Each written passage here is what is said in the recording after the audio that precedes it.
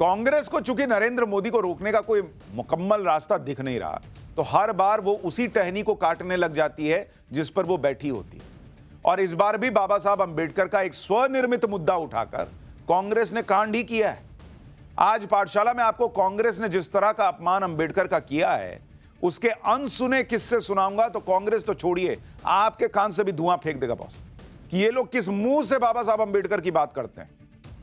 लेकिन पहले यह समझ लीजिए कि ऐसा किया क्या है कांग्रेस एंड इकोसिस्टम ने कि मोदी शाह दोनों आज फुल फायर मोड में थे। जैसे लोकसभा चुनाव में अमित शाह का एक एडिटेड वीडियो नहीं फैलाया गया था कि संविधान खत्म कर देंगे, आरक्षण खत्म कर देंगे, वैसे ही अब अमित शाह की अंबेडकर पर कही गई एक बात को आधा अधूरा काट कर दिखाया जा रहा है और बवाल मचाया जा रहा है। जबकि ऐसी कोई बात अमित शाह ने नहीं कही कि इतना बवाल मच जाए। अमित शाह ने तो अंबेडकर की बात करके कांग्रेस की पोल पट्टी खोली थी कि अंबेडकर का नाम लेने वाली कांग्रेस ने खुद अंबेडकर के साथ क्या क्या किया है।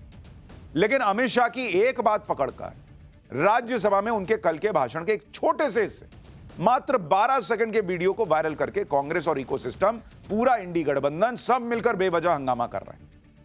अच्छा, एक कमाल की बात देखिए, एक तो फेक न्यूज फैला रहे हैं, ऊपर से अमित शाह का इस्तीफा भी मांग रहे हैं कि अमित शाह ने बाबा साहब का अपमान कर दिया, इस्तीफा दीजिए। नरेंद्र मोदी पर दबाव बना रहे हैं कि अमित शाह को मोदी तुरंत हटा दें कैबिनेट से। लेकिन मोदी शाह लोकसभा चुनाव से सबक ले चुके हैं कि एक झूठा नैरेटिव क्या से क्या कर सकता है, और इसलिए मोदी शाह की पूरी टीम आज मैदान में उतर गई झूठे नैरेटिव को पंचर कर। अमित शाह ने तो बकायदा प्रेस कॉन्फ्रेंस तक कर दी। प्रधानमंत्री नरेंद्र मोदी ने ट्वीट कर कहा कि ये लोग झूठ फैला रहे हैं। आज आपको वर्तमान से लेकर इतिहास तक का ऐसा चैप्टर दिखाऊंगा जो आपको कहीं नहीं मिलेगा। हम जो पाठशाला में इतनी डिटेल्ड रिसर्च लाते हैं वो आपको कहीं नहीं मिलेगी बॉस। लेकिन पहले अमित शाह का 12 सेकंड का वो वायरल वीडियो देख लीजिए जिसको लेकर इतना बवाल कट रहा है, फिर इस वीडियो का पूरा सच भी दिखाऊंगा। अभी एक फैशन हो गया है, अंबेडकर अंबेडकर अंबेडकर अंबेडकर अंबेडकर अंबेडकर। इतना नाम अगर भगवान का लेते तो 7 जन्मों तक स्वर्ग मिल जाता। इसी 12 सेकंड की क्लिप को लेकर कांग्रेस और पूरा इंडी गठबंधन उड़ गया, आसमान सिर पर उठा लिया कि बाबा साहब का अपमान कर दिया अमित शाह ने। संसद चलने नहीं दी, सड़क पर हंगामा किया, देश भर में जगह जगह प्रदर्शन कर दिया, गृह मंत्री का इस्तीफा मांग लिया, अमित शाह से माफी की मांग की, देश में आग लगाने तक की धमकी दे दी। आप देखिए कैसे आज दिन भर विपक्ष ने संसद से लेकर सड़क तक क्या हंगामा किया। राहुल गांधी, प्रियंका वाड्रा, ममता बनर्जी, अखिलेश यादव, उद्धव ठाकरे, सबने एक साथ हमला बोल दिया। एक बार जरा उसकी झलक देखिए, दिन भर हंगामा और बयानबाजी की, फिर आपको फैक्ट्स बताता हूं।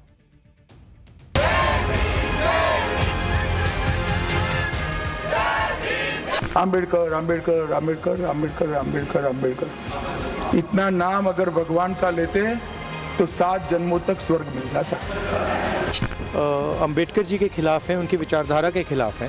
का पूरा काम अंबेडकर जी ने जो किया और जो कॉन्स्टिट्यूशन है उसको खत्म करने का है।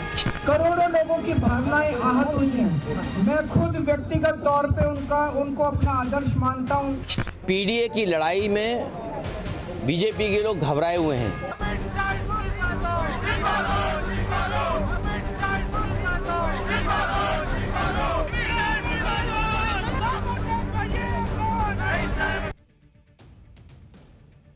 एक तो आधा अधूरा वीडियो फैला रहे हैं, वो भी जानबूझकर, ऊपर से हंगामा भी कर रहे हैं, इस्तीफा भी मांग रहे हैं, आग लगाने की धमकी भी दे रहे हैं। गजब ही चल रहा है भाई। जबकि सब जानते हैं कि अमित शाह ने ऐसी कोई बात नहीं कही।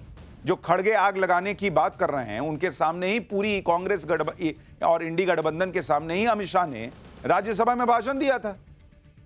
तब आपने हंगामा क्यों नहीं किया? जब आपको अमित शाह की बात पर इतना गुस्सा आया, इतना आप लोग अंदर से हर्ट हो गए, तो जब अमित शाह ने संसद में यह कहा तब बवाल क्यों नहीं काटे? बाद में क्लिप काटा और उसके बाद बवाल काटना शुरू किया। आज छोटी क्लिप वायरल करके देश में आग लगाना चाहते हैं ये लोग। आपको पूरी सच्चाई भी देखनी चाहिए, अमित शाह का पूरा वीडियो भी देखना चाहिए। इस वीडियो को सुनकर कोई भी बता देगा कि इसमें कहीं अंबेडकर का अपमान नहीं हो रहा है, बल्कि अमित शाह तो कांग्रेस की पोल खोल रहे थे कि इतना अंबेडकर का नाम लेते हैं, अंबेडकर को मन में भी तो बसाइए, उनको आत्मसात भी तो कीजिए। देखिए संसद में क्या हुआ था, असली सच्चाई क्या है, क्योंकि वहां जो हुआ उसके बाद उनको भी नहीं लगा कि संसद में हंगामा करना चाहिए, तभी ना संसद में हंगामा नहीं किए। बाद में 12 सेकंड के क्लिप पे हंगामा कर रहे हैं। संसद में अमित शाह का पूरा बयान सुन लीजिए एक बार, फिर प्रेस कॉन्फ्रेंस में क्या हुआ है वो भी दिखाता हूं। अभी एक फैशन हो गया है, आम्बेडकर आम्बेडकर आम्बेडकर आम्बेडकर आम्बेडकर आम्बेडकर। इतना नाम अगर भगवान का लेते तो 7 जन्मों तक स्वर्ग मिल जाता। मान्यवर, अभी एक फैशन हो गया है, अभी एक फैशन हो गया है, आम्बेडकर आम्बेडकर आम्बेडकर आम्बेडकर आम्बेडकर आम्बेडकर। इतना नाम अगर भगवान का लेते तो 7 जन्मों तक स्वर्ग मिल जाता।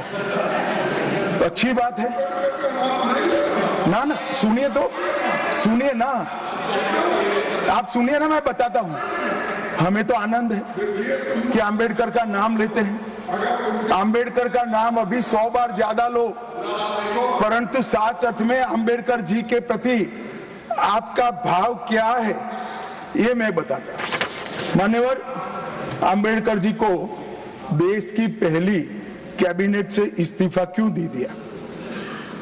आम्बेडकर जी ने कई बार कहा कि अनुसूचित जातियों और जनजातियों से हुए व्यवहार से मैं असंतुष्ट हूं, सरकार की विदेश नीति से मैं असहमत हूं और आर्टिकल 370 से मैं असहमत हूं। इसलिए वो छोड़ना चाहते थे, उनको आश्वासन दिया गया, आश्वासन पूरा नहीं हुआ, उन्होंने इग्नोरेंस के चलते इस्तीफा दे दिया।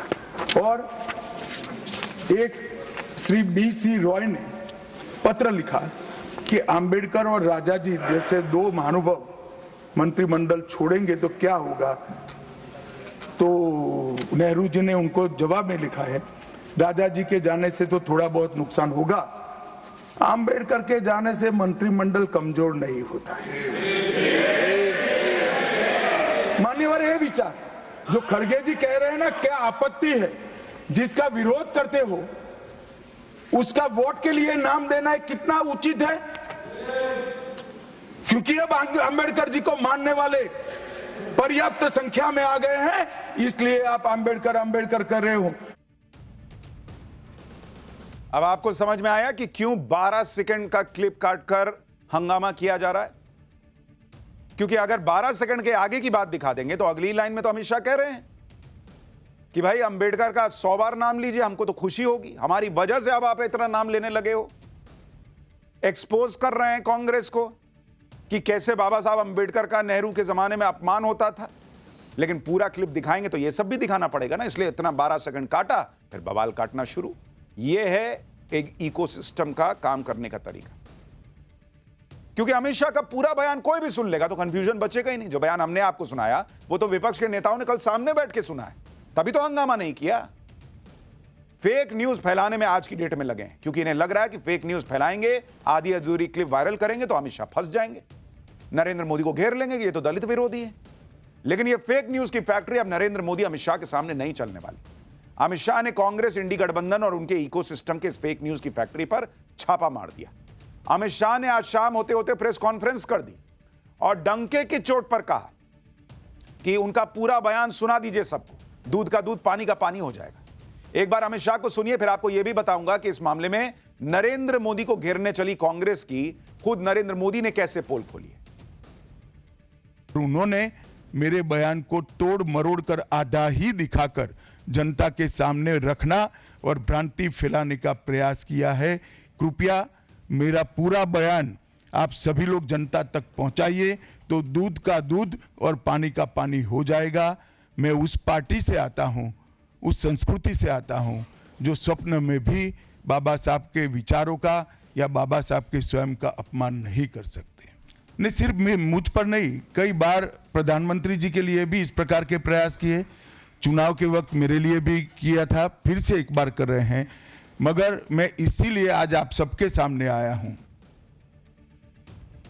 अमित शाह के साथ कांग्रेस ने लोकसभा चुनाव में भी यही किया था। उनकी एडिटेड क्लिप वायरल करवाई थी या हुई थी, जिस पर एक्शन भी हुआ। कांग्रेस के मुंह में वहां से झूठ फैलाने का जो खून लगा, उसमें अब वो अमित शाह के खिलाफ नया झूठ फैला रहे हैं। आप देखिए आज दिन भर कांग्रेस और इंडी गठबंधन ने कैसे हंगामा किया। अच्छा, इनसे कोई नहीं पूछेगा कि यह हंगामा कल क्यों नहीं किए जब संसद में बोला गया था। संसद में कांग्रेस और इंडी गठबंधन के सांसदों ने बाबा साहब अंबेडकर की तस्वीर हाथ में लेकर प्रदर्शन किया। इसी तरह सड़क पर हंगामा हुआ। कांग्रेस कार्यकर्ताओं ने अमित शाह के आवास के बाहर प्रदर्शन किया, अमित शाह के खिलाफ नारेबाजी की।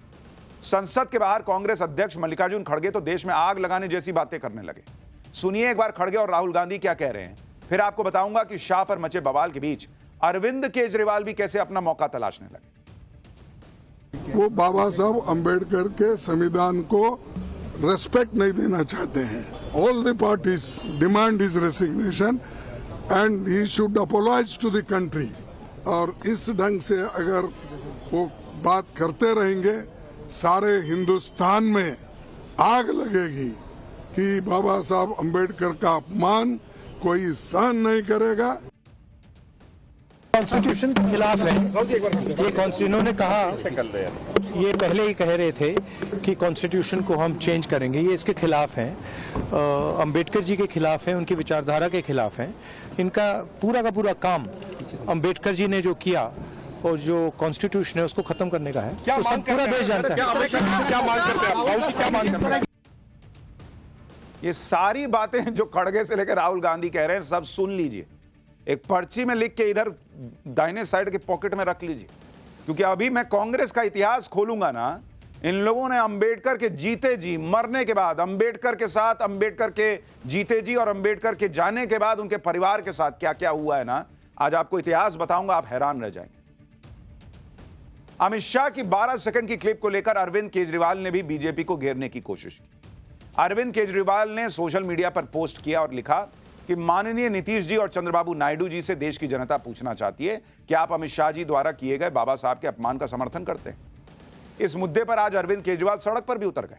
दिल्ली में चुनाव है, दलित वोटों का सवाल है, इसलिए अरविंद केजरीवाल ने मोर्चा संभाल लिया। केजरीवाल ने आरोप लगाया कि साजिश के तहत जानबूझकर बीजेपी ने बाबा साहब अंबेडकर का अपमान किया। एक बार केजरीवाल को भी सुनिए, फिर बताऊंगा अमित शाह ने कैसे इस्तीफा मांगने वाले विपक्ष को जवाब दिया। जिस तरह से उन्होंने, अमित शाह जी ने बाबा साहब अंबेडकर का अपमान किया, करोड़ों लोगों की भावनाएं आहत हुई हैं। आज जिस तरह से प्रधानमंत्री जी अमित शाह जी के समर्थन में उतर आए, उससे ऐसा लगता है कि जो कल अमित शाह जी ने कहा था वो भारतीय जनता पार्टी की एक सोची हुई रणनीति थी, जिसके तहत संसद में बाबा साहब अंबेडकर का अपमान किया गया। हम मांग करते हैं कि अमित शाह जी के खिलाफ सख्त से सख्त कार्रवाई की जाए, ताकि जितने लोगों में रोष है वो रोष खत्म तो नहीं हो सकता, लेकिन वो गुस्सा कम हो सकता है अगर उनके खिलाफ सख्त कार्रवाई की जाएगी तो। केजरीवाल जी आहत हो गए कि बाबा साहब अंबेडकर का अपमान हुआ है। इनके बयान को अब पर्ची बना के बाईं जेब में रखिए। इनको भी याद आएगा अभी जब बताऊंगा कि कांग्रेस ने बाबा साहब के साथ क्या किया है, तो इनको कांग्रेस से गठबंधन तोड़ना चाहिए या नहीं, यह सवाल उठेगा। लेकिन आपको यह भी आज समझना चाहिए कि केजरीवाल से लेकर खड़गे तक मोदी शाह को अंबेडकर पर घेरने की यह स्क्रिप्ट लिख क्यों रहे हैं। इतना ये लोग अंबेडकर के प्रति, इतना इनके मन में जो है, इतने ये लोग आहत क्यों हो गए। ये 12 सेकंड की क्लिप काटकर बवाल क्यों कटा, इसकी वजह आपको समझनी चाहिए। इसकी कहानी जो है वो दरअसल दलित वोट में छिपी हुई है। बाबा साहब अंबेडकर को लेकर ये इतना हंगामा क्यों है, आपको इसको बहुत आसानी से समझा देता हूं। जो शेड्यूल कास्ट के लिए आरक्षित सीटें हैं, यानी जब चुनाव होते हैं तो शेड्यूल कास्ट के लिए, दलित भाइयों के लिए आरक्षित सीटें हैं, उसका अगर आप हिसाब देखेंगे, ये आपको लोकसभा का बता रहा हूं, लोकसभा में अगर आप देखेंगे 2009 में ऐसी आरक्षित सीटों को अगर आप देखेंगे तो कांग्रेस जीतती थी 30 सीट जीती थी, और बीजेपी कितना जीती बॉस, बीजेपी जीती मात्र 12 सीट। लेकिन जब से नरेंद्र मोदी आए, उन्होंने पूरा दलित वोट जो है ना वो ऐसे ऐसे करके समेट लिया। और इसलिए अगर आप देखेंगे 2014 के चुनाव में क्या हुआ, 2014 में जो है शेड्यूल कास्ट के लिए आरक्षित सीटें थी, कांग्रेस 30 से घट के मात्र 7 सीट पे आ गई बॉस, और बीजेपी 12 सीट से बढ़कर 40 पे पहुंच गई। यह था नरेंद्र मोदी का जादू दलित वोटर्स पर। इसके बाद नरेंद्र मोदी ने और काम किया, तो लोकसभा 2019 के चुनाव में कांग्रेस जो है वो 7 से घट के 6 सीटों पर आ गई, जो शेड्यूल कास्ट के लिए आरक्षित सीटें थी, और बीजेपी 40 से बढ़कर 46 सीट पर पहुंच गई। यानी बीजेपी के लिए दलित वोट बढ़ता ही चला जा रहा था। लेकिन ट्विस्ट आया कहानी में 2024 में। 2024 में क्या हुआ, कांग्रेस की जो दलित वाली सीटें घट रही थी वो अचानक से बढ़कर 20 पे चली गई। और बीजेपी घटकर 29 पर आ गई। अब यह कैसे हुआ? 2024 के चुनाव में जो झूठ फैलाया गया कि मोदी संविधान खत्म कर देंगे, आरक्षण खत्म कर देंगे, इस झूठ ने कांग्रेस और विपक्ष को बड़ा फायदा करवा दिया यहां पर, क्योंकि दलितों को लगा यार हमारा तो आरक्षण चला जाएगा। तो जो दलित भर भर के मोदी के लिए वोट कर रहा था, 40-46 सीट, वो घट के 29 हो गया। कांग्रेस एंड इकोसिस्टम को लगा कि बॉस ये तो अपने हाथ में तुरुप का इक्का लग गया। लेकिन वो झूठ तो बार बार चलेगा नहीं, वो हरियाणा में दिख गया, महाराष्ट्र में दिख गया। अगर कोई इस बात को नहीं माने और यह कहे कि बीजेपी की दलित आरक्षित सीटें किसी दूसरी वजह से या किसी नाराजगी से कम हो गई होंगी, भाई किसी को लग सकता है, हो सकता है मोदी ने अच्छा काम नहीं किया इसलिए 24 में दलित आरक्षित सीटें घट गई होंगी। तो मैं आपको इसका एक उदाहरण देता हूं। अगर आप देखेंगे 2022 में यूपी में जो चुनाव हुआ, यूपी का अगर आप चुनाव देखेंगे, उत्तर प्रदेश के चुनाव में और 2023 के चुनावों में क्या हुआ जरा आपको देखना चाहिए। जो यूपी में 2022 में चुनाव हुआ उसमें दलित वोट बीजेपी को कितना पड़ा आपको पता है? बीजेपी को दलित वोट जो है वो पड़ा 41% बॉस। तो यूपी में 2022 तक दलित जो है वो 41% वोट कर रहा था और 2024 में बोला कि ना अब हम नरेंद्र मोदी को वोट नहीं करेंगे। सीधा मतलब है कि वो फेक नैरेटिव में फंस गया था। इसी तरह से अगर आप 2023 का चुनाव देखेंगे, 2023 में कहां चुनाव हुआ? एक हुआ राजस्थान प्लस मध्य प्रदेश प्लस छत्तीसगढ़ और तेलंगाना प्लस तेलंगाना। इन 4 राज्यों के चुनाव आप देखेंगे 2023 में हुए थे। इसमें जो एससी रिजर्व सीट है वो कितनी है? 98। इसमें बीजेपी ने कितनी जीती? इन 98 में बीजेपी ने 57 सीट जीती जो दलित के लिए आरक्षित थी। कांग्रेस ने कितनी जीती? कांग्रेस ने 40 सीटें जीती। जबकि यहीं पर अगर आप 2018 के चुनाव को देखेंगे, 2018 में इन्हीं सीटों पर क्या हुआ था? बीजेपी कितने पर थी? बीजेपी 32 पर थी और कांग्रेस 45 पर थी। यानी 2018 से 2023 के मुकाबले अगर आप देखेंगे तो बीजेपी 2023 में इन राज्यों में जो एससी आरक्षित सीटें थी वहां 32 से बढ़ के 57 चली गई। यानी बीजेपी को 2022-23 तक दलितों के वोट भर भर के मिल रहे थे।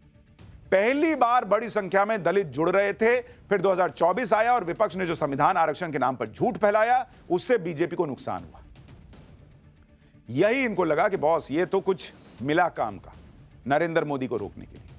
दलित काट दो इनसे, दलित को दूर कर दो इनसे। और इसीलिए आज बाबा साहब अंबेडकर का यह मुद्दा उठाया जा रहा है, क्योंकि इन्हें लग रहा है कि ऐसा करके वो मोदी शाह का सियासी नुकसान कर सकते हैं, क्योंकि वो आरक्षण खत्म कर देंगे। वो वाला तो अब चल नहीं रहा, हरियाणा में महाराष्ट्र में दिख गया, तो कुछ नया माल लाना पड़ेगा। तो नया माल क्या है कि भाई बाबा साहब अंबेडकर का अमित शाह ने अपमान किया तो 12 सेकंड का क्लिप डालो और हंगामा करो। आज दिन भर विपक्ष इसी पर अड़ा रहा कि अमित शाह अपने बयान पर माफी मांगे, इस्तीफा दे, पीएम मोदी अमित शाह पर एक्शन ले। विपक्ष को लगा कि अमित शाह के बहाने पीएम मोदी पर दबाव डाल देंगे, लेकिन पीएम मोदी अलग ही मूड में थे। पीएम मोदी ना बैकफुट पर आए, ना बचाव की मुद्रा में दिखे। उनके भरोसेमंद अमित शाह पर सवाल उठे तो जवाब देने के लिए प्रधानमंत्री ने मोर्चा खोला, back to back social media post की, कांग्रेस की जबरदस्त क्लास लगाई। पीएम मोदी ने लिखा कि अगर कांग्रेस और उसका सड़ा गला इकोसिस्टम यह सोचता है कि बदनाम करने वाले झूठ के सहारे वो अंबेडकर के अपमान से जुड़ी अपनी करतूतों को छिपा लेंगे, तो ये इनकी बहुत बड़ी गलतफहमी है। पीएम मोदी ने आगे कहा कि भारत के लोगों ने बार बार देखा है कि कैसे एक वंश के नेतृत्व वाली पार्टी ने डॉक्टर अंबेडकर की विरासत को मिटाने और एससी एसटी समुदायों को अपमानित करने के लिए हर संभव गंदी चाल चली। प्रधानमंत्री मोदी ने अमित शाह के राज्यसभा में दिए एक भाषण का क्लिप भी शेयर किया और कहा कि संसद के अंदर अमित शाह जी ने अंबेडकर के अपमान से जुड़े कांग्रेस के काले इतिहास को सामने ला दिया। अमित शाह ने जो फैक्ट्स रखे उससे कांग्रेस हैरान परेशान हो गई है, इसलिए वो अब इस तरह के पैतरे कर रही है। दुर्भाग्य से उनके बारे में जनता सब जानती है। जब अमित शाह को पीएम मोदी का साथ मिल गया उसके बाद तो अमित शाह एकदम फायर मोड में आ गए। अमित शाह ने इस्तीफा मांगने वाली कांग्रेस से कहा कि अगले 15 साल कांग्रेस की दाल नहीं गलने वाली। सुनिए एक बार। खड़गे जी मेरा इस्तीफा मांग रहे हैं, इनको आनंद होता है तो शायद मैं दे भी दूं, मगर इससे इनकी समस्या का अंत नहीं है। अभी 15 साल तक कम से कम उनको वही जगह पे बैठना है जहां वो बैठे हैं। खड़गे साहब मेरे इस्तीफे से आपकी दाल नहीं गलने वाली है।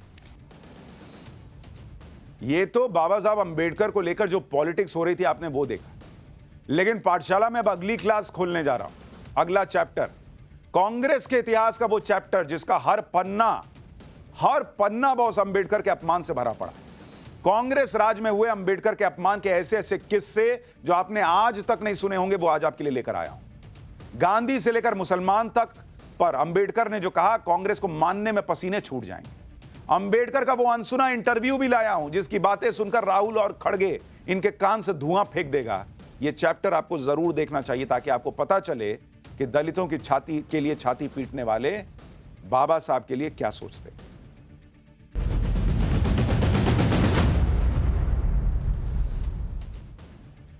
आज जो लोग बाबा साहब अंबेडकर का नाम लेकर हंगामा कर रहे हैं ना, वो अपना इतिहास भूल जाते हैं।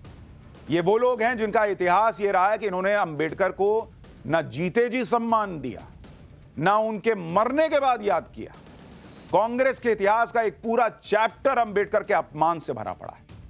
कांग्रेस के राज में अंबेडकर के अपमान के ऐसे ऐसे किस्से हैं ना बॉस, आप सुने नहीं होंगे ये सब किस्से।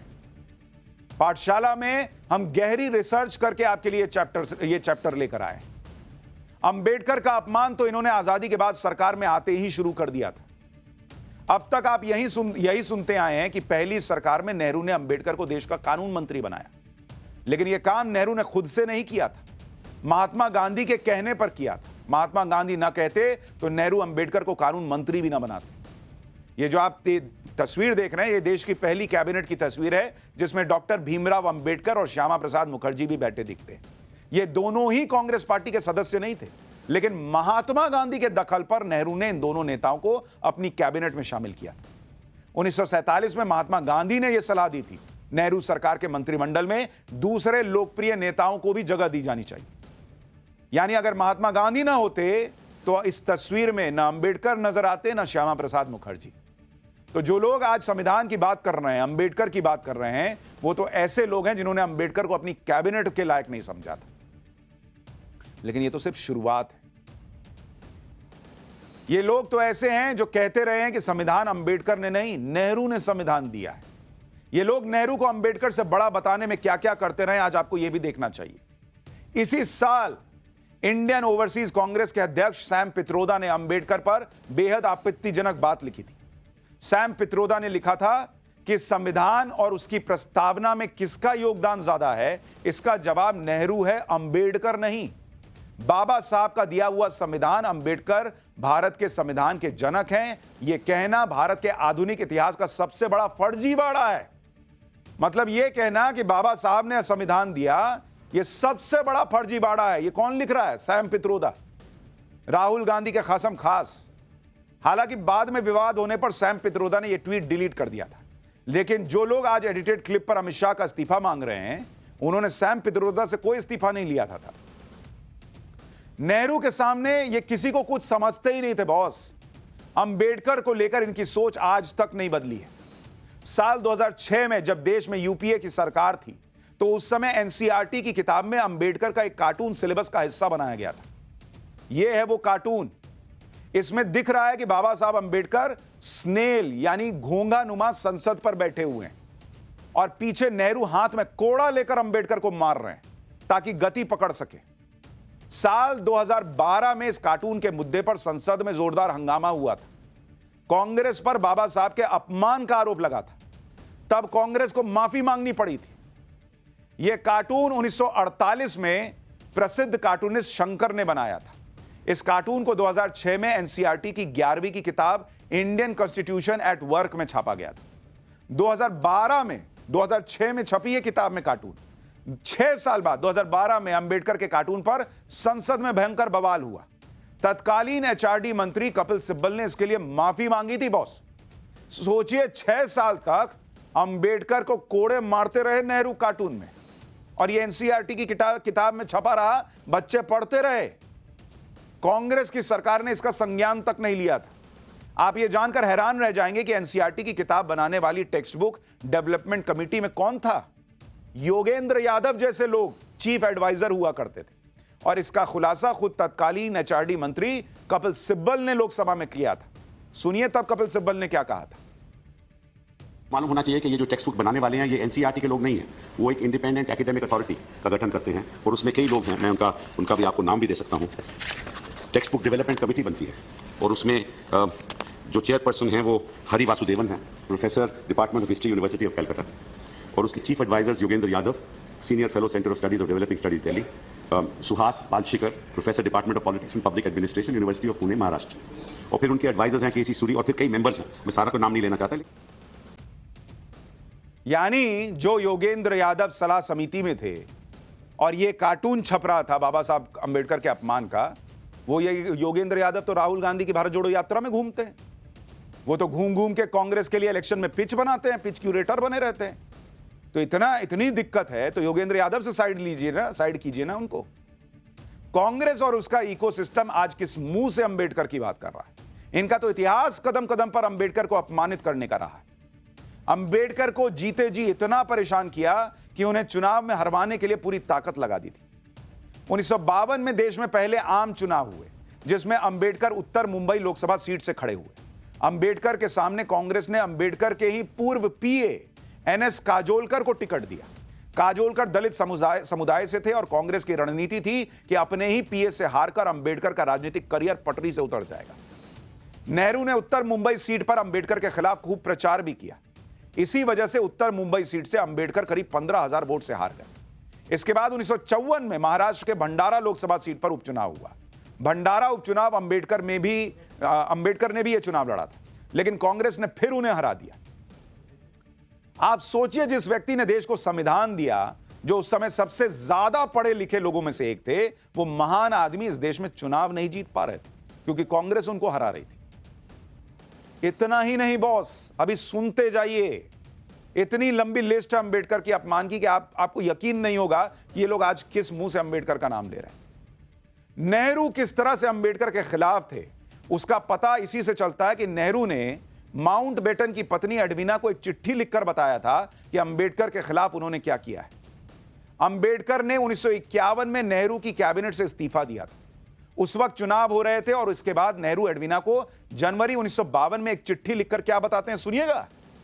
नेहरू ने एडविना को चिट्ठी लिखी और कहा, Ambedkar has been dropped out from the cabinet, यानी अंबेडकर को कैबिनेट से हटा दिया। कांग्रेस बॉम्बे प्रांत के चुनाव में उम्मीद से बहुत बेहतर प्रदर्शन कर रही है। अंबेडकर की पार्टी समाजवादियों से मिल गई है। अंबेडकर हिंदू सांप्रदायिक तत्वों से भी मिल गए। यानी अंबेडकर ने इस्तीफा दिया और नेहरू माउंटबेटन की पत्नी एडविना को चिट्ठी लिख के कह रहे हैं कि हटा दिया है अंबेडकर को। यह तो सम्मान था इनकी नजर में अंबेडकर के लिए। अंबेडकर को परेशान करने में, उनका अपमान करने में कांग्रेस ने कोई कसर नहीं छोड़ी थी। आज जो लोग अंबेडकर को बात बात में याद कर रहे हैं, उनका इतिहास तो यह भी है कि खुद को जीते जी भारत रत्न दे दिया, लेकिन अंबेडकर को भारत रत्न देने के बारे में सोचा नहीं। अंबेडकर को उनके निधन के दशकों बाद तक भारत रत्न नहीं दिया, जबकि जवाहरलाल नेहरू 1955 में भारत रत्न मिला उनको। निधन हुआ कब? 1964 में, यानी जीते जी भारत रत्न मिल गया नेहरू को। इंदिरा गांधी 1971 में भारत रत्न मिला। निधन हुआ इंदिरा जी का 1984 में, यानी जीते जी भारत रत्न मिल गया। राजीव गांधी 21 मई 1991 में निधन हुआ। जुलाई 1991 में भारत रत्न मिला, यानी निधन के 2 महीने के अंदर भारत रत्न मिल गया। और डॉक्टर भीमराव अंबेडकर 1956 में निधन हुआ और भारत रत्न कब मिलता है? 1990 में बॉस। 1956 में निधन होता है बाबा साहब का, 1990 में भारत रत्न मिलता है और निधन के 34 साल बाद तब मिलता है जब वीपी सिंह प्रधानमंत्री थे। कांग्रेस ने न केवल बाबा साहब अंबेडकर को जिंदगी भर अपमानित करने की कोशिश की, बल्कि अंबेडकर के निधन के बाद उनके परिवार को भी परेशान होने के लिए छोड़ दिया। जो लोग आज कह रहे हैं कि बाबा साहब का अमित शाह ने अपमान कर दिया, देश में आग लग जाएगी, उन्होंने तो अंबेडकर के परिवार तक का ध्यान नहीं रखा boss. B.R. Ambedkar's Riddles in Hinduism and Annotated Critical Selection किताब के पब्लिशर एस आनंद ने किताब की प्रस्तावना में इस घटना के बारे में बताया है। अंबेडकर ने नेहरू कैबिनेट से 1951 में इस्तीफा दिया था और अपना सरकारी घर छोड़ दिया था। उसके बाद दिल्ली के अलीपुर रोड पर 10 कमरों वाले बंगले में अंबेडकर अपनी पत्नी के साथ रहने लगे थे। 1951 से 1956 तक अंबेडकर दिल्ली के इसी घर में रहे। अंबेडकर के निधन के बाद उनकी पत्नी यहां रहने लगी। अंबेडकर के निधन के 10 साल बाद 1966 में यह बंगला एक स्थानीय व्यापारी को बेचा गया। उस व्यापारी ने अंबेडकर की पत्नी को रहने के लिए सिर्फ 2 कमरे दिए और दूसरे हिस्से को एक जज को किराए पर दे दिया।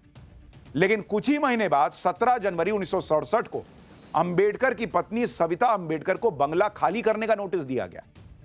20 जनवरी 1967 को सविता अंबेडकर अलवर के लिए निकल गई। जिस व्यापारी ने बंगला खरीदा था उसने सविता अंबेडकर, जो अंबेडकर की पत्नी थी, उनकी गैर मौजूदगी में उनका सामान बाहर उठा के फेंक दिया। व्यापारी अपने साथ 20 लोगों को लेकर सविता अंबेडकर के कमरे में घुस गया और सामान बाहर निकाल फेंका। सविता अंबेडकर के कमरे में कई अलमारियां थीं जिनमें अंबेडकर की फाइलें, किताबें, चिट्ठियां थीं। कहा जाता है उस दिन बारिश हो रही थी जिससे अंबेडकर की फाइलें और चिट्ठियां भीगकर खराब हो गईं। यह तो अंबेडकर के परिवार का हाल हुआ है उनके जाने के बाद। अलवर से वापस आने के बाद सविता अंबेडकर ने तब के गृह मंत्री वाईबी चव्हाण और दिल्ली के एलजी से मामले में दखल देने की मांग की।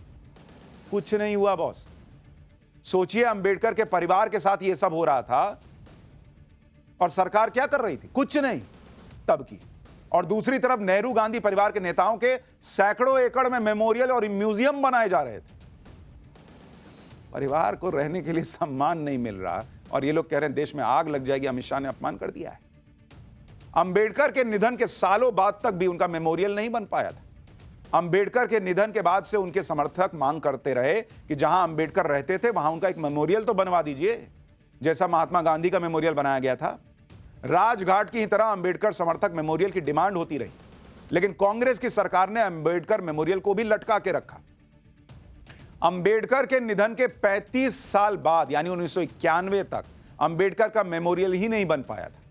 1991 में अंबेडकर की 100वीं जयंती पर उनके समर्थकों ने दिल्ली में मेमोरियल बनाने की जोरदार डिमांड की, लेकिन इस डिमांड पर अगले 12 साल तक भी सरकार ने कुछ नहीं किया। 2003 में अटल बिहारी वाजपेयी सरकार ने अंबेडकर मेमोरियल के लिए पहल की। 2003 में अंबेडकर के अलीपुर रोड दिल्ली वाले निवास की जमीन सरकार ने खरीद ली। तत्कालीन पीएम अटल बिहारी वाजपेयी ने वहां अंबेडकर मेमोरियल का फाउंडेशन भी रख दिया, लेकिन उसके 1 साल बाद बीजेपी की सरकार चली गई, यूपीए की सरकार सत्ता में आ गई। जमीन खरीद के रखा रहा, फाउंडेशन हो गया, उसके बाद भी अगले 10 साल तक अंबेडकर मेमोरियल का काम अटका रहा। 2014 में नरेंद्र मोदी प्रधानमंत्री बने। 2016 में पीएम मोदी ने अंबेडकर मेमोरियल का काम शुरू करवाया और पीएम मोदी ने वादा किया कि 2 साल के अंदर मेमोरियल बन जाएगा और उसका उद्घाटन वो खुद करेंगे। अप्रैल 2018 में पीएम मोदी ने अंबेडकर मेमोरियल का उद्घाटन किया। एक मेमोरियल नहीं दे पाए, भारत रत्न नहीं दे पाए, अपनी कैबिनेट में नहीं ले जाना चाहते थे। कैबिनेट छोड़ने पर लिख रहे कि मैंने हटा दिया। यह तो अंबेडकर के साथ हुआ है बॉस। अंबेडकर के प्रति कांग्रेस की सोच का एक और उदाहरण आपको बताता हूं। बाबा साहब अंबेडकर के निधन के बाद भी सालों तक उनका पोर्ट्रेट संसद भवन के अंदर नहीं लग पाया था। कांग्रेस ने कभी इसे गंभीरता से लिया ही नहीं। कांग्रेस बाबा साहब अंबेडकर के योगदान को स्वीकार ही शायद नहीं कर रही थी। संसद भवन में अंबेडकर का पोर्ट्रेट 1990 में लग पाया था। 1990 में संसद के सेंट्रल हॉल में बाबा साहब अंबेडकर का पोर्ट्रेट लगाया गया। 12 अप्रैल 1990 को अंबेडकर के पोर्ट्रेट का उद्घाटन तब के पीएम वीपी सिंह ने किया था। ये लोग अंबेडकर का नाम लेकर राजनीति तो खूब कर रहे हैं, अमित शाह के बयान पर हंगामा भी कर रहे हैं, लेकिन क्या अंबेडकर ने जो बातें कही हैं उन बातों को मानने की हिम्मत या साहस कांग्रेस में है? क्योंकि बाबा साहब तो धड़ल्ले से बोलते थे। गांधी से लेकर मुसलमान तक अंबेडकर ने जो जो कहा है, कांग्रेस को मानने में पसीने छूट जाएंगे। जो लोग आज इतना बाबा साहब कर रहे हैं, आज मैं आपको बताता हूं बाबा साहब ने क्या कहा। पूछिएगा जरा इन लोगों से कि क्या वो इन बातों को मान पाएंगे। महात्मा गांधी के बारे में बाबा साहब अंबेडकर के क्या विचार थे वो आपको बताता हूं। 1955 में बाबा साहब अंबेडकर ने बीबीसी को एक इंटरव्यू दिया था जिसमें गांधी जी के बारे में अंबेडकर ने अपने विचार जाहिर किए थे। अंबेडकर ने कहा था कि वो गांधी जी से हमेशा एक विरोधी के तौर पर मिलते थे। अंबेडकर ने बीबीसी को दिए इंटरव्यू में कहा कि वो गांधी जी को बाकी लोगों से कहीं बेहतर जानते हैं, क्योंकि Gandhi had opened his real fangs to me, यानी गांधी ने अंबेडकर के सामने अपना असली रूप दिखाया था और वो गांधी जी के चेहरे के अंदर देख सकते थे। बाकी लोग तो गांधी जी के भक्त बनकर उनके पास जाते थे और महात्मा का उनका बाहरी आवरण देख पाते थे, लेकिन मैंने, यानी अंबेडकर ने कहा कि मैंने उन्हें गांधी को एक इंसान की हैसियत से देखा, उनके अंदर के असल आदमी को देखा। इसलिए मैं कह सकता हूं कि जो लोग उनसे जुड़े थे उनके मुकाबले गांधी को बेहतर समझता हूं। इंटरव्यू में अंबेडकर ने गांधी जी के बारे में और भी कई बातें कही थी। जैसे अंबेडकर ने कहा था कि महात्मा गांधी कोई समाज सुधारक नहीं थे। छुआछूत की जितनी बातें होती थी वो सिर्फ इसलिए होती थी जिससे पिछड़े और दलित कांग्रेस के साथ जुड़ सके। गांधी चाहते थे कि पिछड़े समाज के लोग उनके स्वराज अभियान का विरोध ना करें। मुझे नहीं लगता कि इसके अलावा गांधी जी का पिछड़ों के उद्धार का कोई मकसद था। ये थे बाबा साहब अंबेडकर के विचार गांधी जी के लिए। कांग्रेस मान पाएगी? भारत को आजादी दिलाने के लिए सैकड़ों हजारों लोगों ने बलिदान दिया, लेकिन कांग्रेस ने आजादी का भी कॉपीराइट करवा लिया। लगातार अब भी कहते हैं कि भारत को आजादी गांधी नेहरू परिवार ने दिलवाई। इस पर बाबा साहब अंबेडकर ने बीबीसी के इंटरव्यू में अपनी राय रखी थी। अंबेडकर से सवाल पूछा गया कि क्या भारत को गांधी के बिना आजादी मिल सकती थी। इस पर बाबा साहब अंबेडकर ने कहा था कि हां, भारत को आजादी मिल जाती और वो इसे लेकर निश्चिंत थे। हो सकता है आजादी देरी से मिलती, लेकिन मिलती। अंबेडकर ने कहा था कि अगर भारत में स्वराज देर से आता तो यह लोगों के लिए ज्यादा बेहतर होता। यानी बाबा साहब अंबेडकर मानते थे कि सिर्फ गांधी जी की वजह से आजादी मिल गई, ऐसा नहीं है। उनके बिना भी आजादी मिल जाती, थोड़ा देर से मिलती, लेकिन बेहतर आजादी मिलती। कांग्रेस मान पाएगी ये बात बाबा साहब की? भारत को स्वतंत्रता मिलने के पीछे की वजह भी अंबेडकर ने बीबीसी के इंटरव्यू में बताई थी। अंबेडकर ने कहा था कि मुझे लगता है कि भारत को आजाद करने के फैसले के पीछे दो वजह थी। पहली वजह है नेशनल आर्मी, जो सुभाष चंद्र बोस ने खड़ी की थी। ब्रिटिश सरकार को लगता था कि भारत में लोग चाहे जो भी करें, लेकिन ब्रिटिश सरकार के लिए एक सैनिक की वफादारी को चेंज नहीं कर सकते। लेकिन ब्रिटिश सरकार का यह भ्रम तब टूट गया जब सैनिकों ने भी बगावत करके दूसरा फ्रंट यानी सुभाष चंद्र बोस को ज्वाइन करना शुरू कर दिया। अंग्रेजों को लग रहा था कि भारत पर राज करने के लिए सेना को मेंटेन रखना बहुत जरूरी है, लेकिन सैनिक अब वापस जाना चाहते थे। अंग्रेजों को भी यह समझ आ गया था कि भारत पर कंट्रोल बनाए रखने के लिए यूरोप से पर्याप्त सैनिक भेजना बहुत मुश्किल है। दूसरी वजह उन्होंने कही कि अंग्रेजों को भारत से उतना फायदा नहीं हो रहा था। इसी वजह से ब्रिटेन के तब के प्रधानमंत्री एटली ने भारत को आजादी देने का फैसला किया होगा। कांग्रेस मान पाएगी कि सुभाष चंद्र बोस की वजह से भारत को आजादी मिली? देश की आजादी और पाकिस्तान के बंटवारे के बाद मुसलमानों को लेकर अंबेडकर क्या सोचते थे, आपको वो भी बताता हूं। अंबेडकर ने मुसलमानों की निष्ठा की बात करते हुए कहा था कि एक मुसलमान के लिए मजहब के प्रति वफादारी देश के प्रति वफादारी से अधिक महत्वपूर्ण है। अंबेडकर ने मुसलमानों को लेकर जो भी कहा था, क्या आज कांग्रेस उसे मानेगी? अंबेडकर के नाम पर संसद में हंगामा करने वाली कांग्रेस में क्या इतनी है हिम्मत, है इतना साहस? यही बात अमित शाह कह रहे थे कि अंबेडकर करते हैं, अंबेडकर को आत्मसात तो कीजिए। लेकिन उसका क्या हंगामा किया गया, क्या तमाशा बनाया गया, आपने देखा। और इसलिए आपको ये फैक्ट्स इतनी डीप रिसर्च के बाद हम इसलिए बता रहे हैं ताकि जो ये सोचते हैं कि देश में आग लग सकती है, नहीं बॉस, ये देश आगे बढ़ रहा है, रुकेगा नहीं, और कम से कम झूठे नैरेटिव पे तो नहीं रुकेगा, और ना देश में आग लगेगी। पाठशाला में अगली क्लास, सीएम योगी ने ऐसा क्या किया कि यूपी विधानसभा के अंदर से लेकर सड़क तक बवाल मच गया। सपा सांसद कोर्ट भागे, इधर बीजेपी दफ्तर पर ही योगी का बुलडोजर चल गया। अब इसका चैप्टर।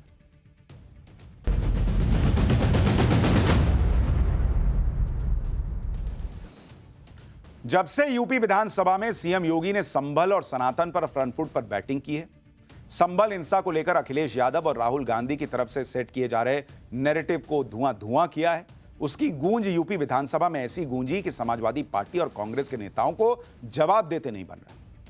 क्योंकि योगी आदित्यनाथ ने संभल में हिंदुओं पर हुए अत्याचार और वहां मिल रहे मंदिरों का ऐसा चैप्टर खोल दिया जिस पर समाजवादी पार्टी और कांग्रेस के नेता कुछ बोल नहीं पा रहे। वो संभल जहां कोर्ट के आदेश पर मस्जिद का सिर्फ सर्वे करने पर हिंसा भड़की थी, वहां मंदिरों की खोज हो रही। सालों से बंद पड़े मंदिरों के ताले खुल रहे हैं, श्रद्धालु बिना किसी डर के पूजा कर रहे हैं। और आज तो योगी आदित्यनाथ बीजेपी दफ्तर पर ही बुलडोजर चलाकर बुलडोजर एक्शन पर सवाल उठाने वालों की बोलती बंद कर चुके हैं। बीजेपी ऑफिस पे चल गया बुलडोजर भाई। जब किसी बात का जवाब नहीं होता तो सीधा सा फंडा हंगामा शुरू कर। यही सब यूपी में भी होता दिख रहा है। यूपी विधानसभा के विंटर सेशन के तीसरे दिन सड़क से लेकर सदन तक हंगामा हुआ। विधानसभा के अंदर समाजवादी पार्टी के विधायकों ने जमकर हंगामा किया। नौबत यहां तक आ गई कि स्पीकर को समाजवादी पार्टी के एक विधायक को उठाकर बाहर फेंकने का आदेश देना पड़ा। वहीं कांग्रेस के पास यूपी में इतने विधायक नहीं है कि वो विधानसभा के अंदर हंगामा कर पाए। विधानसभा में कांग्रेस के सिर्फ 2 ही तो विधायक हैं। ऐसे में कांग्रेस ने सदन के बाहर योगी सरकार को घेरने की कोशिश की, क्योंकि वहां कम से कम 25-50 लोग तो रहेंगे, अंदर तो 2 ही है। यूपी कांग्रेस के अध्यक्ष अजय राय की अगुवाई में कांग्रेस कार्यकर्ताओं ने विधानसभा घेरने का प्रयास किया। कांग्रेस के प्रदर्शन, संभल में मिले सनातन के नए सबूतों और सनातन के इन सबूतों पर हो रही सियासत के बारे में आगे बताऊंगा, लेकिन पहले बात यूपी विधानसभा में हुए बवाल की। यूपी विधानसभा में आज इतना बवाल बढ़ गया कि स्पीकर सतीश महाना भड़क गए। उन्हें समाजवादी पार्टी के विधायक अतुल प्रधान को उठाकर बाहर करने के लिए कहना पड़ा। यही नहीं, स्पीकर ने अतुल प्रधान को विधायकी खत्म करवाने की धमकी तक दे दी। इस बवाल की शुरुआत उस वक्त हुई जब समाजवादी पार्टी के विधायक डिप्टी सीएम ब्रजेश पाठक से माफी मांगने पर अड़ गए और विधानसभा के अंदर नारेबाजी शुरू हो गई। दरअसल समाजवादी पार्टी के एक विधायक ने गोरखपुर एम्स से जुड़ा एक सवाल पूछा, जिसके जवाब में ब्रजेश पाठक ने कह दिया कि ये लोग सिर्फ अपने गले की खराश दूर करने के लिए सदन में आते हैं, इनके लिए विक्स की टिक्कियां रखवा देते हैं, सब लोग खा लें और गले की खराश दूर करें। बात बढ़ गई तो अतुल प्रधान को ब्रजेश पाठक ने कह दिया कि क्या शाम की दवा पी ली है। ब्रजेश पाठक के इस बयान पर सपा विधायकों ने हंगामा शुरू कर दिया और अतुल प्रधान ने ब्रजेश पाठक के खिलाफ नारेबाजी शुरू कर दी, जिसके बाद स्पीकर सतीश महाना ने काफी देर तक सपा विधायक अतुल प्रधान को समझाने की कोशिश की, लेकिन जब अतुल प्रधान नहीं माने, स्पीकर ने मार्शल से उन्हें उठाकर बाहर करने के लिए कह दिया। पूरे सत्र के लिए उन्हें निष्कासित करने का आदेश भी सुना दिया। देखिए क्या कल ये अतुल प्रधान मैं आपको बाहर निकालूंगा। आप सबसे ज्यादा न्यूसेंस करते हो, आप सबसे ज्यादा न्यूसेंस करते, आप मेरे से बहस करोगे, आप मेरे से बहस करोगे, you are not allowed to do that. ना मैं आपको पूरे सदन के लिए, पूरे सत्र के लिए बाहर निकालूंगा। मैं अतुल प्रधान को इंगित करता हूं, इनको बाहर निकाल दीजिए, इनको बाहर निकाल दीजिए, चलिए बाहर। और इनको पूरे सत्र के लिए बाहर निकाला जाता है, पूरे सत्र के। आप मेरे से बहस नहीं करेंगे, चलिए बाहर। आप कैसी बात करते हैं? अगर कल एक मेरी बात सुनिए, कल अगर एक बात यहां से कही गई और आप लोगों को मैंने कहा कि अगर मंत्री जी ने गलत कहा कि मैं उसको निकालूंगा, अगर आप इस भाषा का प्रयोग करेंगे तो आप रोज उस भाषा को सुनने के लिए तैयार रहेंगे। नहीं, मैं अलाउ नहीं कर रहा। और तो प्रधान बात करिए आप, मैं आपको प्रिविलेज के अंतर्गत अब आपकी सदस्यता समाप्त करवा दूंगा। आप कैसी बात करते हो? आप कुछ भी करोगे?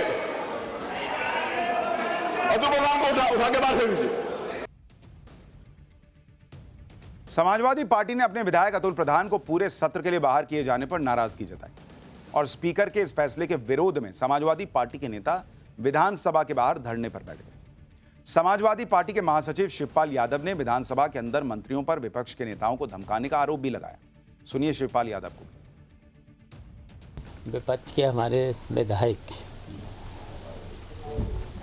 अपनी बात को रख रहे थे और ठीक तरह से रख रहे थे और मंत्री को भी जवाब उसका देना चाहिए था, बड़े शालीनता से देना चाहिए था। अब एक हमारे वरिष्ठ विधायक को शाम की दवा मिल गई इस तरीके से और गुस्से में धमका रहे थे मंत्री, इस तरीके से धमका रहे थे। और जहाँ तक नेता विरोधी दल ने कहा कि भाई संज्ञान में ले लीजिएगा, जो बातें हैं जवाब दे दीजिएगा शालीनता से न दे करके जिस तरीके से विपक्ष के लोगों को धमका रहे थे और नेता विरोधी दल के बारे में भी माता बाबा जी, इस तरह की भाषा तो हम लोग सुनने नहीं बैठे हैं। यूपी विधानसभा का माहौल तो गर्मा गया है। संभल और सनातन को लेकर योगी ने विपक्ष को बैकफुट पर डाला हुआ है। संभल पर समाजवादी पार्टी और कांग्रेस ने चुप्पी इसलिए साध ली है क्योंकि संभल में जामा मस्जिद के सर्वे और पत्थरबाजों की हमदर्दी को लेकर जो नैरेटिव गढ़ने की कोशिश हो रही थी, उसे योगी आदित्यनाथ ने पूरी तरह बदल दिया। अब संभल में सनातन के सबूत भी मिल रहे हैं। सालों से बंद पड़े मंदिरों में पूजा पाठ शुरू हो चुकी है। इन मंदिरों के पास कुएं भी मिल रहे हैं। 2 दिन पहले संभल में मिले राधा कृष्ण मंदिर में पूजा करने के लिए पहुंचे श्रद्धालुओं ने मंदिर के पास बने कुएं को भी ढूंढ निकाला। इस कुएं को पाट दिया गया था, लेकिन जब 1978 के पहले मंदिर के पास कुआं होने की जानकारी मिली तो श्रद्धालुओं ने प्रशासन की मदद से खुदाई शुरू कर दी। कुएं के ऊपर डाली गई सीमेंट की स्लैब टूटते ही उसके नीचे काफी गहरा कुआं नजर आ गया। इसके बाद श्रद्धालुओं की खुशी का ठिकाना ही नहीं रहा। बहुत बड़ा कुआं, बोलो भगवान भोलेनाथ की जय, भगवान भोलेनाथ की जय, भगवान भोलेनाथ की जय, बजरंगबली की जय, बजरंगबली की जय, बोलो बांके बिहारी लाल की जय, बांके बिहारी लाल की जय, गोवर्धन धाम संभल हिंसा को लेकर योगी आदित्यनाथ ने विधानसभा में जो तेवर दिखाए और जिस तरह योगी आदित्यनाथ ने साफ कर दिया कि संभल के पत्थरबाजों को किसी भी कीमत पर बख्शा नहीं जाएगा, उसके बाद से संभल हिंसा के आरोपी और संभल से सपा सांसद जियाउर रहमान बर्क पर भी गिरफ्तारी का खतरा मंडराने लगा है। और गिरफ्तारी से बचने के लिए सपा सांसद बर्क इलाहाबाद हाईकोर्ट पहुंच गए। जियाउर रहमान बर्क का नाम 24 नवंबर को हुई हिंसा के मामले में आरोपी के तौर पर है।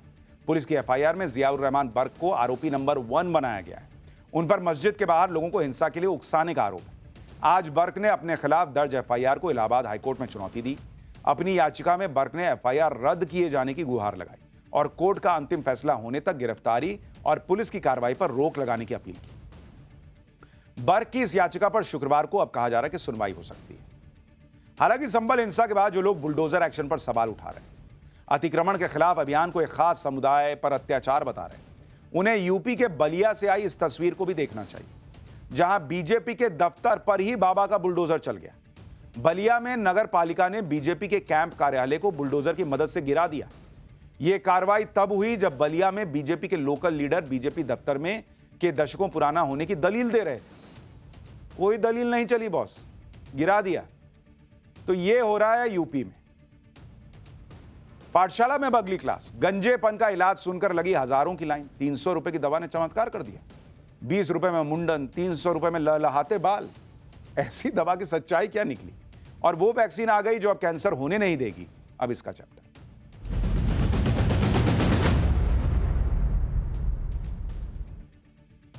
आजकल दुनिया में अजीब अजीब तरह के इलाजों की खोज हो रही है। एक तरफ ऐसा इलाज चल रहा है जिसे देखकर लोग कह रहे हैं कि क्या गजब हो रहा है भाई।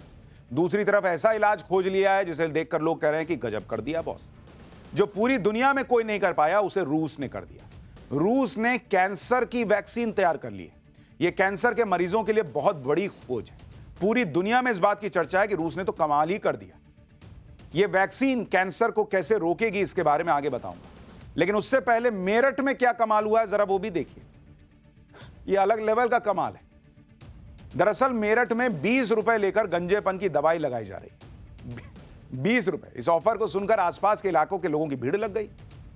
आप तस्वीर देखिए ना, लाइन लगी है बॉस। मेरा गंजापन हटाओ, लहलहाते बाल ले आओ। गंजापन दूर करने वाली दवा लेने के लिए लोगों की भीड़ लग गई। इस भीड़ में दो तरह के लोग थे। पहले वो जो गंजेपन से परेशान है, दूसरे वो लोग जिनके बाल झड़ रहे हैं और फ्यूचर में गंजेपन का डर है। इन लोगों को दवा बेचने वालों ने यह उम्मीद जगाई है कि इनकी दवा से गंजेपन का पक्का इलाज हो जाएगा और सिर पर फिर से बाल उगाएंगे। आमतौर पर गंजेपन से परेशान लोग कोई नया प्रोडक्ट लगाने से पहले सोचते हैं ये एक बार ट्राई करने में क्या जाता है, जब इतनी सारी चीजें सिर पर लगा ही लिया तो ये भी कर लो। मेरठ में बिक रही इस दवा को लेकर सोशल मीडिया पर एक बहुत बड़ा झोल भी सामने आया। लोगों ने दवा बेचने वालों को देखकर ऐसे ऐसे सवाल किए कि जिसकी तरफ किसी का ध्यान ही नहीं गया था। इसके बारे में आगे बताऊंगा, लेकिन उससे पहले बालों की इस दवा के नए दावों को समझिए। 7 दिन में बाल उगने का दावा करने वाले दो लोग सलमान और अनीस दिल्ली से मेरठ पहुंचे। इन लोगों ने 15 और 16 दिसंबर को गंजेपन की दवा बेचने के लिए मेरठ में कैंप लगाया। बालों की दवा बेचने के लिए इनकी पब्लिसिटी इतनी जबरदस्त थी कि 2000 से ज्यादा लोग पहुंच गए। बहुत ज्यादा भीड़ होने की वजह से 20 रुपए का टोकन सिस्टम देकर एंट्री शुरू कराई गई। अब दवा लगाने का तरीका भी देखिए। दवा लगाने से पहले बालों को पूरी तरह कटवाया जाता है। इसके लिए दो लोग अलग बैठाए गए जो लोगों से 20 रुपया लेकर मुंडन कर रहे थे। लोगों से कहा जा रहा था कि गंजे होने के बाद ही असली बीमारी का पता चलेगा। इसके बाद दो लोग ब्रश की मदद से लोगों के सिर पर कोई दवा लगाते हैं और 7 दिन बाद बाल उगने का दावा करते हैं। दवा बेचने वाले लोग दवा की एक शीशी भी देते हैं जिसके लिए 300 रुपए लिए जा रहे थे। दवा बेचने वाले लोग ये नहीं बता रहे कि इस दवा के अंदर है क्या, ये किन किन चीजों से बनी है। कोई पूछता भी है तो बस कह दिया जाता है कि 7 दिन बाद असर देख लेना। पहले आप दवा बेचने वाले का दावा सुनिए, इसके बाद इस दवा का हैरान करने वाला फैक्टर भी दिखाऊंगा। यहाँ प्रोग्राम दवाई लगा रहे हैं भैया। दवाई है तो ये दवाई हो रही है तो पूछो कैसी दवाई है ये बताएंगे। आप बताओ ना। ये बालों की दवाई लग रही है मेरे भाई। शिपा की दवाई है। थोड़ा सीधा करो भाई साहब। हाँ जी। बताइए कि कहाँ से लोग पहुँचे यार आपका? लोग तो विदेशों से भी आ रहे हैं। हिंदुस्तान का ऐसा कोई सा कोना नहीं जो नहीं आ रहा हूँ, हर जगह का आदमी आ रहा है। आराम की बात मैं तुम अपने मुंह से तारीफ नहीं कर रहा, बंदे बता देंगे अपना जो लगवाने वाले दवाई। मेरठ के इस पूरे मामले में सबसे हैरानी की बात यह है कि गंजेपन की दवा बेचने वाले लोग खुद ही गंजे दिख रहे हैं। ये भाई देखिए, इसके कोई नहीं पूछ रहा कि भाई 7 दिन में दवा से बाल आ रहे हैं तो तुम्हारे बाल कहाँ हैं? जो बाल उगाने का दावा करके लोगों को दवा बेच रहा है, उसके खुद के सिर पे बाल नहीं है भाई। ये भाई साहब के सिर पे बाल गायब हैं, लेकिन ये लोगों के सिर पर इतने कॉन्फिडेंस से दवा लगा रहे हैं कि जैसे वास्तव में 7 दिन में बाल उगी जाएंगे। भीड़ में से कोई पूछ भी नहीं रहा कि भाई तुम्हारे नहीं आए, हमारे कैसे आएंगे। एक और वीडियो देखिए, ये देखिए, ये भाई साहब जो दवा लगा रहे हैं और दवा बेचने का दावा कर रहे हैं कि विदेश से लोग आए, इनके खुद के साइड से बाल चले गए। कोई इनसे नहीं पूछ रहा कि अगर इस दवा से इतने बाल आ रहे हैं तो तुम्हारे इधर वाले किधर गए? वो छुट्टी पे गए या तुम अपने ऊपर अपनी दवा नहीं लगाते हो? तो सवाल उठ रहे हैं। अब खबर यह आ रही है कि मेरठ पुलिस ने इन लोगों को गिरफ्तार भी कर लिया है। आप देखिए कि एक तरफ मेडिकल साइंस में नए नए आविष्कार हो रहे हैं, गंभीर बीमारियों की दवाएं बनाई जा रही हैं, और दूसरी तरफ लोगों को बाल उगाने की दवा बेची जा रही है। आप सुनकर हैरान होंगे कि एक लंबी रिसर्च के बाद रूस ने कैंसर की वैक्सीन तैयार कर ली। राष्ट्रपति पुतिन ने ऐलान किया है कि कैंसर की इस वैक्सीन को 2025 से रूस के लोगों को फ्री में लगाया जाएगा, और दूसरी तरफ मेरठ में लोग गंजेपन की दवा के लिए भीड़ में लाइन में लग रही। इन लोगों को यह भी नहीं पता कि इस दवा के अंदर कौन सी चीज डाली गई है, स्किन पे कोई बुरा असर तो नहीं होगा। गंजेपन से परेशान बहुत से लोग बाल झड़ने के कारणों को जानते हैं, लेकिन इसके बावजूद वो अपने बालों के साथ नए नए एक्सपेरिमेंट करते हैं। लोगों को इस बात की उम्मीद रहती है कि शायद किसी नए प्रोडक्ट से फिर से बाल उगाएंगे। ऐसे लोगों को यह समझना चाहिए कि बाल झड़ने के पीछे असली कारण कौन से हैं। American academy of dermatology AAD के मुताबिक एक दिन में 50 से 100 बाल झड़ना कोई बड़ी बात नहीं है, आम बात है। ये एक साइकिल है जिसमें कुछ बाल झड़ते हैं, फिर नए बाल आ जाते हैं। बाल झड़ने की आमतौर पर 2 वजह होती है। इसमें पहला है अनुवांशिक कारण, हेरिडेटरी। आपके परिवार में कोई पहले से दादाजी पिताजी कोई गंजा होगा तो आपके भी चले जाएंगे। दूसरा कारण बालों में पोषण की कमी या कोई शारीरिक कमजोरी। इसमें खास तौर पर विटामिन की कमी से बाल झड़ने की समस्या रहती है। Vitamin B, B12, vitamin C, vitamin E की कमी देखी गई है। इसके अलावा शरीर में एस्ट्रोजन हार्मोन के कम या ज्यादा होने की वजह से भी बालों पर बुरा असर पड़ता है। इतना ही नहीं, बाल झड़ने के कई और कारण हो सकते हैं, इसलिए कोई भी दवा खाने या लगाने से पहले बाल झड़ने के सही कारणों को समझिए ताकि गंजेपन का सही इलाज हो सके। और दूसरी तरफ आप देखिए, मेडिकल साइंस कैंसर की वैक्सीन बना लेने का भी दावा रूस कर रहा है।